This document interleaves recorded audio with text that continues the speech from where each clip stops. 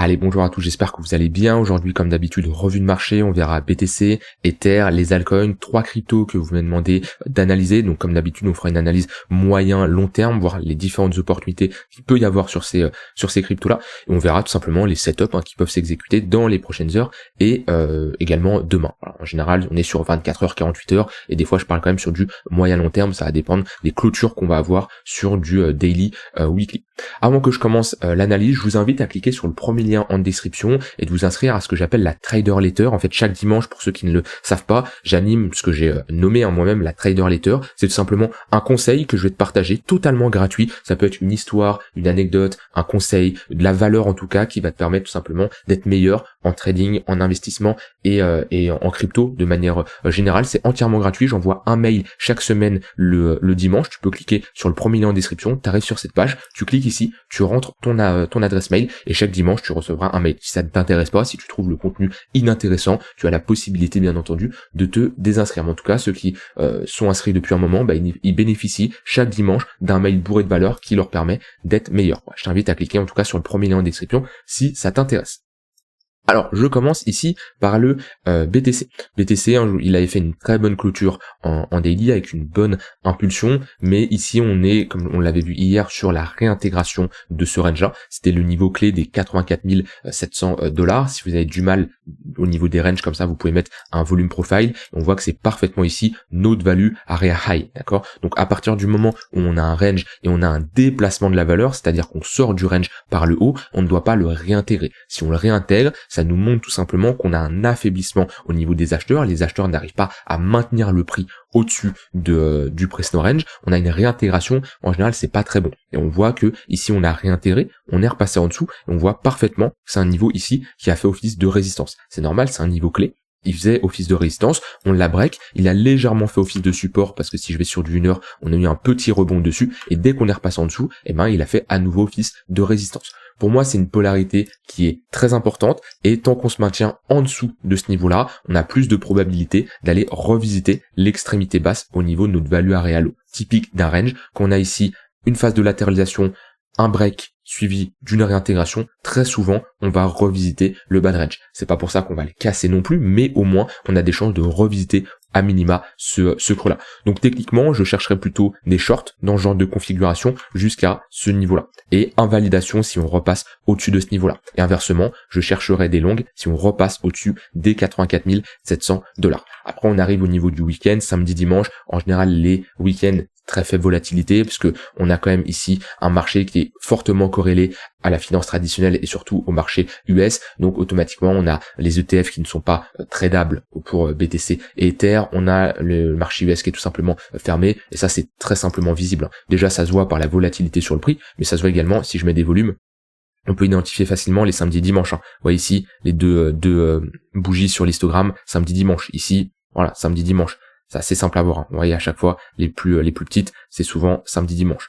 Vous voyez, hop, samedi dimanche. C'est normal. Par contre, attention, le lundi, au contraire, c'est souvent des journées où il y a pas mal de volatilité. C'est là où on rebondit très souvent, et ça peut, en général, on a une compression de la volatilité le week-end, et c'est le lundi où on a les mouvements les plus importants sur le marché des cryptos. Donc, selon moi, un week-end qui va être calme. Après, on sait jamais en fonction des annonces qui peuvent arriver, mais on voit bien qu'on est repassé sous notre tunnel ici, 15 minutes, qui fait maintenant office de résistance. De toute façon, le niveau il est simple, il faudrait repasser au-dessus de ce niveau-là pour retrouver un momentum bullish, un price action également bullish, et espérer repartir dans une dynamique haussière. Pour le moment, sur du moyen terme, le tunnel 4 heures fait toujours office de résistance, et on reste à l'intérieur de cette phase de latéralisation. Ça fait déjà un moment qu'on y est, on l'a commencé le 26 février, ça va faire un mois qu'on est bloqué ici entre deux bornes, et voilà, ça me surprend pas. C'est ce que je vous avais dit, qu'après une baisse aussi importante en quelques jours là, allez, on a pris un moins 20% en quand même 4-5 jours. Sur les altcoins, ça a été beaucoup plus important. Souvent, le marché, il évolue comme ça, par palier, par étage. C'est pas, il enfonce tout d'un coup, il s'arrête jamais. Non, il va baisser, il va latéraliser, pourquoi pas avoir une nouvelle vague baissière, il va latéraliser, etc. À un moment, oui, il va casser par le haut et on va poser un bottom. Mais, pour le moment, pour moi, au vu de la dynamique, on a plus de chances de revisiter l'extrémité basse à partir du moment où on est dans une tendance qui est baissière, on range un range presté par une tendance baissière, plus de chances de casser par le bas. Donc voilà, maintenant on commence à rentrer dans un range qui devient mature, d'accord. On est dans une petite compression, on fait légèrement des creux de plus en plus haut, des sommets de plus en plus bas. Ça, on peut continuer à range, revisiter l'extrémité basse, prendre la liquidité, revenir chercher l'extrémité haute. On peut faire quelque chose comme ça, c'est tout à fait possible. Le niveau clé qu'on a souvent évoqué, c'est le niveau des 72 000 $. Le marché peut revenir chercher ce niveau-là et ça sera un niveau clé. Le problème, c'est que tout le monde en parle. Pour moi, il faudra faire fuir un maximum de monde ou alors changer la vie de beaucoup de personnes, parce que quand un niveau comme ça est trop souvent regardé, le marché n'y va pas et le marché fait toujours l'inverse de ce que la majorité des gens pensent. Voilà d'un point de vue technique sur le BTC, d'un point de vue order flow, on a une confirmation également de ce que je dis d'un point de vue technique, c'est qu'on regarde comme ça la liquidation, que ce soit la liquidation longue comme la liquidation short, on a une compression, c'est-à-dire ça fait un moment qu'on n'a pas eu de gros pics de liquidation. La dernière fois c'était ici le 2 mars, ici on a eu de la liquidité, enfin des clôtures de position, ça c'est tout simplement la liquidation des gens qui sont clôturés leur position sur les contrats perpétuels. On voit ici pas mal de liquidation de pas mal de monde, et comme je dis, on est dans une phase de compression avec un désintérêt au niveau des cryptos. On le voit avec un open interest qui est plat à ce niveau-là, voilà, globalement bloqué dans un range. Ça nous montre tout simplement qu'on a très peu d'intérêt avec très peu d'amplitude, alors que d'habitude, voilà, on voit qu'on a une amplitude beaucoup plus importante sur l'open interest. Je rappelle, l'open interest c'est quoi? C'est l'ouverture de position, que ça soit des longues comme des shorts. À partir du moment où vous ouvrez une position longue ou short sur les contrats perpétuels, on a un open interest qui augmente. Et quand vous fermez une position, on a un open interest qui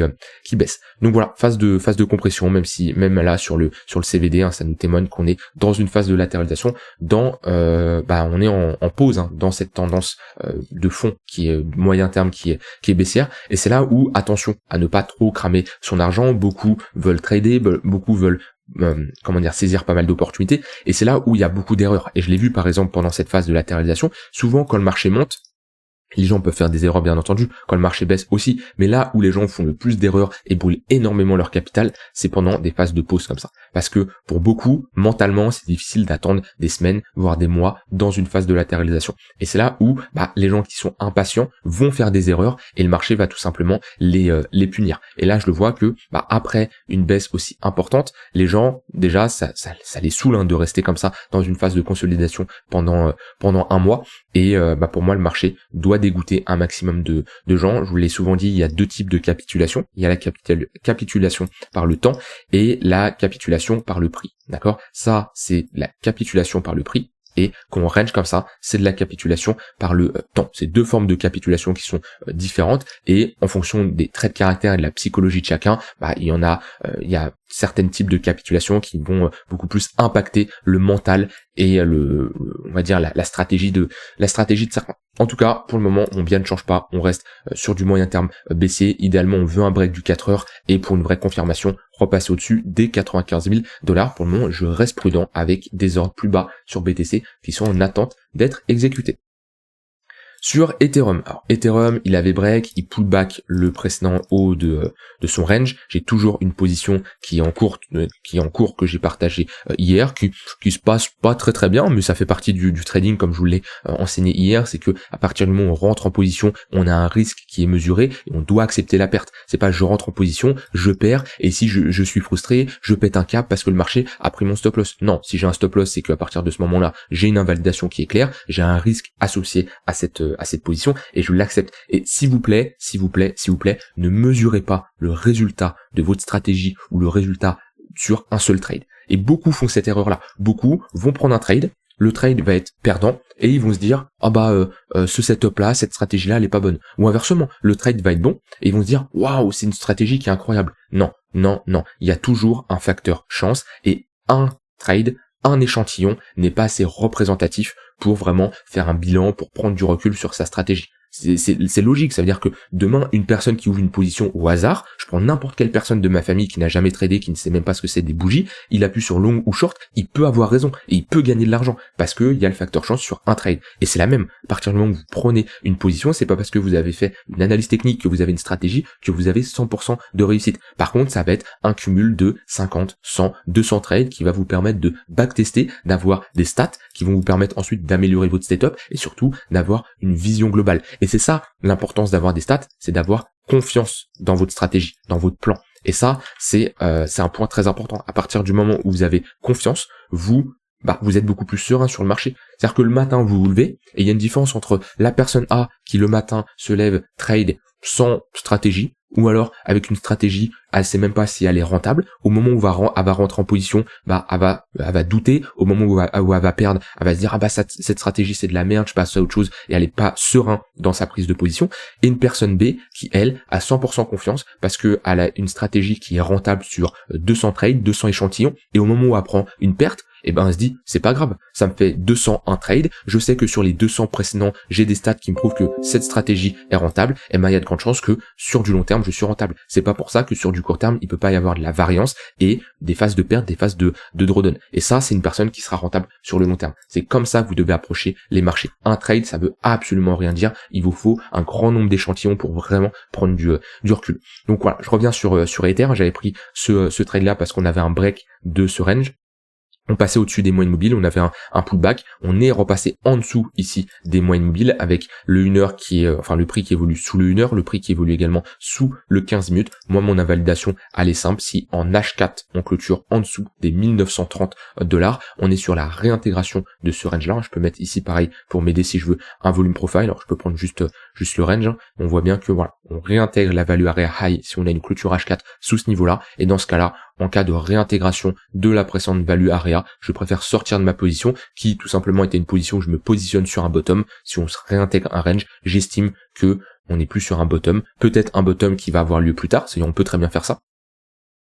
Bien sûr, au final, oui, hold, ma position aurait peut-être été mieux, sauf que je peux pas savoir que le marché va faire ça, parce qu'il peut très bien faire ça, mais dans tous les cas, à partir du moment où je joue le momentum sur un break d'un range et un bottom potentiel, je veux que ça parte. Je veux que ça parte et je veux pas commencer à holder une position qui va mettre 3-4 semaines à partir alors que je joue ici le breakout. Donc voilà, on peut très bien poser un creux ici, partir comme ça et aller chercher le tunnel 4 heures. C'est possible, mais si on passe sous ce niveau-là, j'aurai ici une invalidation claire de mon côté.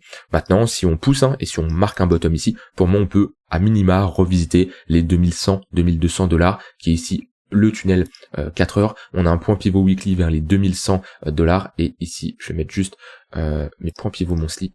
Hop. Point pivot monthly, on a posé un bottom dessus, 1700 $, et après le prochain, il est assez haut, il se situe au 2549 $. Si vous voulez des niveaux un peu plus long terme, on peut mettre des points pivot yearly. On en a un très important, 2250 $. On voit c'est un niveau qui a fait office de support et on a pas mal consolidé au-dessus. Celui-là, on a pas mal consolidé également, 3177 $. Et sinon, on en a un ici à 1180 $. Je ne pense pas qu'on revisitera un niveau aussi bas, mais on sait jamais, il vaut mieux le garder quand même à l'esprit.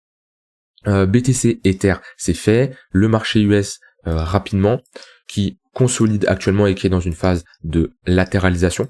On le voit bien, les moyennes mobiles commencent à être plates, le 15 minutes on est repassé en dessous, le 1 heure on est repassé en dessous. Faut se rappeler que la tendance de fond est baissière, on est sur un petit rebond technique, on voit qu'on est revenu chercher pareil un point pivot yearly, on est sur un premier rebond technique. Je vous rappelle que une tendance baissière c'est des creux et des sommets de plus en plus bas, mais on a quand même des rebonds, c'est tout à fait normal. Pour moi, on n'a pas ici de bottom qui est posé. Pour avoir un bottom, idéalement, faudrait marquer une structure de retournement comme ça. Donc on peut très bien retracer, revenir par exemple chercher ici 0,618, 0,786, notre zone de rechargement, avoir une réaction acheteuse et poser un plus gros bottom. Et une structure en W inverse ici une structure de top. Pour moi, c'est pas le cas. On est simplement sur un rebond en V bottom. Donc voilà, attention à beaucoup de gens qui estiment que ça y est, le marché US va repartir. Pour le moment, d'un point de vue technique, on n'a pas de signe qui nous montre qu'on a posé un bottom. Au niveau des altcoins, pas spécialement des altcoins aujourd'hui qui performent comme ces derniers jours. On n'a pas trop de volatilité sur les altcoins. Vous voyez, Polkadot, BNB, mais c'est des très faibles pourcentages. On fait pas grand chose. De toute façon, si je regarde comme ça, le top crypto, c'est assez faible. Voilà, 3%, 1%, 3%. Pas trop de volatilité. On va arriver dans le week-end, donc en général, on n'a pas énormément de volatilité, même si on peut avoir des fois des décorrélations. Ça peut arriver en fonction de news qui peuvent arriver. Je vous rappelle que au moment où Trump a tweeté ici, on a un BTC qui s'est envolé avec un plus 10%. Donc voilà, ça c'est un point à prendre en compte, c'est que Trump automatiquement a un impact sur le marché des cryptos, et bien sûr s'il tweet pendant le week-end, ça peut avoir un impact. Et je me demande même si vous voyez, Trump n'a pas plus de pouvoir que Jérôme Powell pendant sa conférence, parce que c'est vrai que l'impact qu'il a actuellement sur le marché crypto, pour moi, peut être plus important que Jérôme Powell. Maintenant, on m'a demandé quelques cryptos à analyser. Alors, je vais commencer avec STX.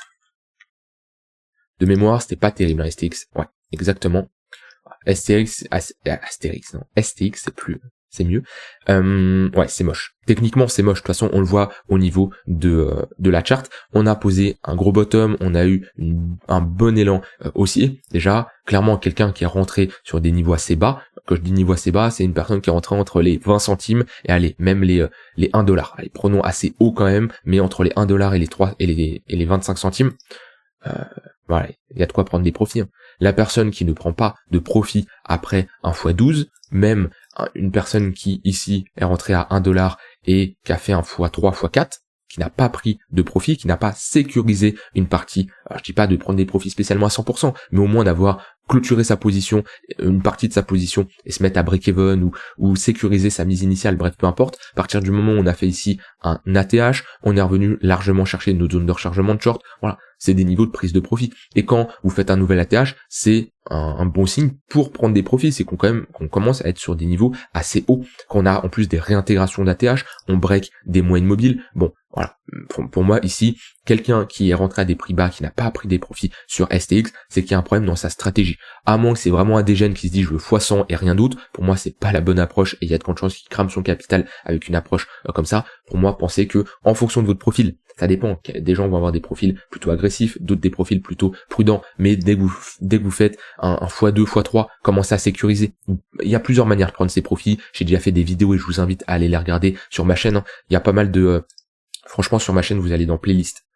À ce niveau-là, vous allez dans playlist et il y a pas mal de cours. Franchement, des cours qui peuvent fortement vous aider. Masterclass trading, investissement et crypto. Il y a énormément de contenu intéressant. Mini-cours investissement et crypto, mini-cours trading, psychologie mindset, secret trader. Tout ça, vous avez de la valeur énorme. Et franchement, ça peut vous permettre fortement de améliorer votre trading et vos investissements. Et dedans, je parle de prise de profit. Et des gens qui m'ont écouté, dans ma manière, je pense en tout cas, et s'ils m'ont écouté, ils ont pris des profits. Je dis pas qu'actuellement, ils ont plus de STX dans leur portefeuille, mais ils ont réduit considérablement leur exposition. Maintenant, on est dans une tendance qui est baissière. On le voit bien, des sommets de plus en plus bas, une grosse structure ici de retournement, un momentum qui, je pense, reste fort, même si on pousse à la divergence haussière, on est quand même sur un momentum qui reste baissier, et on n'a pas de signaux d'inversion de notre dynamique. On a quand même pris un moins 83%. Si je trace un Fibo, on est revenu chercher des niveaux intéressants, on voit 0,886, donc oui, la zone de localisation, elle est bonne sur STX. C'est-à-dire que là, si on se demande est-ce que la zone est bonne, oui, elle est bonne. On revient chercher une précédente accumulation, on est sur les 0,886, bien sûr qu'elle est bonne. Maintenant, on n'a aucun signe de bottom. La charte reste baissière. Si je me mets en daily, on est toujours dans une tendance baissière. Et si vous avez du mal, vous mettez des moyennes mobiles. Multi-time frame Vegas, c'est un indicateur de représentation sur différentes unités de temps. Hop. Voilà. Multi-time frame Vegas, tunnel et pivot, vous ajoutez, vous avez ça, des moyennes mobiles sur différentes unités de temps. En jaune, c'est le tunnel daily. En bleu, c'est le tunnel 3 jours. En rouge, le tunnel 4 heures. En orange, le tunnel 1 heure. Et en blanc, le tunnel 15 minutes. Et qu'est-ce qu'on voit? Toutes les moyennes mobiles sur toutes les unités de temps sont orientées à la baisse. Est-ce que je vais chercher à me positionner en tant qu'acheteur là-dessus? Non. C'est comme si je prends le dernier bear market.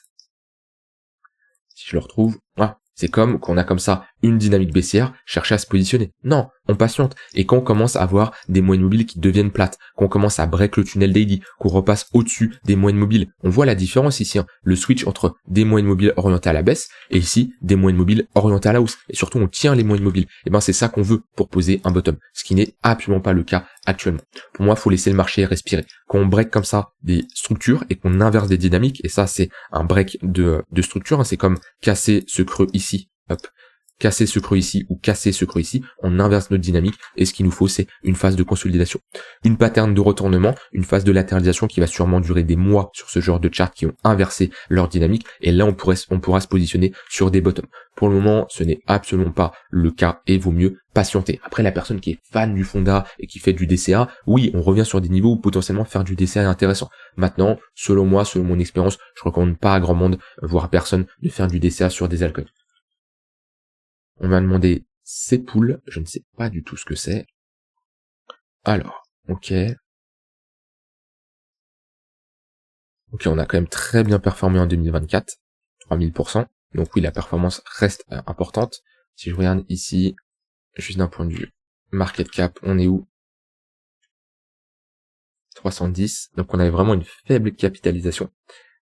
Ok, on a globalement presque toute la supply qui est en circulation. Ça c'est un point important, c'est qu'on n'a pas une FDV qui est assez élevée. Et ouais, si je regarde, on avait un market cap assez faible. 5 millions. Bon, d'un point de vue technique, qu'est-ce que ça donne? On est actuellement sur un niveau de support. Sur du long terme, on n'a pas spécialement une tendance baissière, vu qu'on voit qu'on a un creux majeur ici, un creux ici important. On fait ici un nouveau sommet. On pourrait potentiellement marquer ici un bottom également. Donc oui, on revient chercher des niveaux intéressants. C'est sûr que c'est pertinent. Déjà, je trace un Fibo, on n'est pas en mode FOMO, on se positionne sur ici un bon retracement. Voilà, 0,786, 0,186, c'est qu'on a bien retracé, on a une zone qui est beaucoup plus professionnelle. D'un point de vue action du prix, on revient à revisiter un niveau de support. On le voit bien ici, hein, on a un niveau clé. Donc déjà, pareil, comme STX, la zone de localisation, elle est bonne. Maintenant, quand je regarde comme ça, pareil, l'action du prix, bah on n'a pas de bottom encore qui est posé. Un 1 heure qui est orienté à la baisse, qu'on a break actuellement, on a des moyennes mobiles court terme orientés à la hausse, mais un 4 heures à la baisse, un daily à la baisse. Moi ici, idéalement, je demanderais pas comme STX par exemple une grosse pattern d'accumulation parce qu'on n'a pas break de structure, mais j'aimerais bien au moins avoir ici un bottom en daily. Quelque chose comme ça. Bon, déjà, ça serait beaucoup plus professionnel ce type d'entrée. On break le tunnel 4 heures, on le flip en support, vous voyez, quelque chose comme ça, une structure en W, à la limite une plus grosse structure comme on a ici, mais voilà, une pattern qui nous montre que très bien, dans cette zone-là, on pose un bottom. Pour le moment, on est juste sur un rebond en V-bottom. Les rebonds en V-bottom comme ça sont souvent amenés à être retestés. Donc voilà, moi c'est ce que je surveillerai de mon côté. La chart est plus intéressante qu'un STX parce que comme je l'ai dit, en weekly, on n'a pas spécialement cassé la structure. La structure serait cassée si on passe en weekly sous ce niveau-là, où là, dans ce cas-là, on serait à peu près similaire à STX. Il nous faudrait plus de temps pour repartir. Et dernière crypto, on m'a demandé SHIB. Hop. Bah, très bien, il y a déjà tout qui est tracé. On est sur un niveau important sur SHIB, on le voit bien. Pourquoi? Parce que on consolide autour de notre précédent value area high de cette phase de latéralisation. Ici, on a eu un range qui a commencé en mai 2022, on est sorti par le haut en mars 2024, donc un range qui a presque duré 2 ans, c'est une grosse phase d'accumulation. Ce genre de phase d'accumulation, on veut éviter de les réintégrer, parce que ça veut dire qu'on aurait tout simplement une déviation réintégration, et ça serait pas incroyable pour le marché, ça serait pas incroyable pour SHIB tout court. On voit ici, on reforme un range, on le voit bien, bloqué à nouveau entre deux bornes, et ouais, le niveau clé ici, c'est globalement les 12,60, hein, 12,60, 12,50, on veut pas repasser en dessous. Si on commence à s'installer ici, perdre ce niveau-là, et qu'on flippe en résistance, on réintègre la value area, on aurait de grandes chances à ce niveau-là de revenir chercher la value area low qui se trouve vers les 830. Donc pareil, on est sur un niveau de support et comme beaucoup d'altcoins au final, on se rend compte que sur énormément d'altcoins, on est sur des niveaux de support, des niveaux pertinents. Maintenant, la question c'est, est-ce que ces niveaux vont tenir? Déjà, chercher des shorts ici, c'est compliqué. À partir du moment où on a une crypto qui a connu un moins 63%, on a eu ici une impulsion à la baisse. On peut avoir une ici, une deuxième, une troisième, une quatrième. Bon, on commence à être sur une tendance baissière qui s'essouffle. Si je mets MACD, on voit bien ici les divergences haussières. Donc on a tout simplement une divergence entre le prix et l'indicateur, ce qui témoigne tout simplement un affaiblissement au niveau des vendeurs. Maintenant, ce qui nous manque, c'est l'inversion de notre dynamique. Ici, un break du tunnel 4 heures qui fait office de résistance depuis un moment, une pattern de retournement. Voilà, quelque chose, vous voyez, ici on a un cas concret. Voilà, on a un cas d'école ici avec des moyennes mobiles orientées à la baisse. Et à ce niveau-là, une première pattern de retournement. On se fait rejeter dans le tunnel 4 heures et dans le tunnel 3 jours. On retrace une plus grosse pattern de retournement. Là, on break. Déjà, on a 2 bottoms à ce niveau-là. Dans un plus gros bottom, on break et on vient parfaitement pullback au niveau de la ligne de coup et le tunnel 4 heures. Et là, on peut partir. Là, on sait qu'on a un bottom qui est posé. Ce qui n'est pas le cas actuellement. Pour moi, il faut laisser ici le marché consolider. Voilà, rien d'autre à ajouter de mon côté, je vous laisse avec ça, n'hésitez pas à rejoindre le Discord et à vous inscrire à la Trader Letter si vous voulez recevoir de la valeur, que je vous parlerai de ça dimanche à chaque fois. Voilà, je vous partage de la valeur, des connaissances, des compétences que j'ai acquises qui vont vous permettre tout simplement d'être meilleur. C'est entièrement gratuit, hein. Vous pouvez vous inscrire en cliquant sur le premier lien en description. Je vous souhaite une bonne fin de journée et je vous dis à demain pour une prochaine vidéo. Bye bye.